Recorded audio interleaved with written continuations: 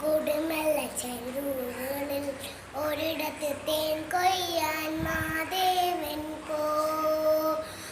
അവനോടൊപ്പം തൻ്റെ ചങ്ങാതിമാർ വിരുദൻ മല്ലൻ കൂടെ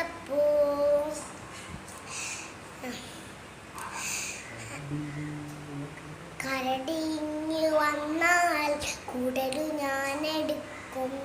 വിരുദനായ മല്ലൻ വീമ്പു ചൊല്ലിയേബം ഒന്നും മിണ്ടാതെല്ലാം കേട്ട് നിന്നു മാദേവൻ. പാവം പാവം മാദേവൻ.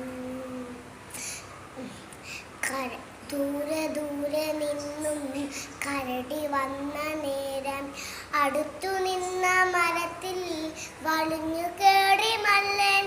താഴെ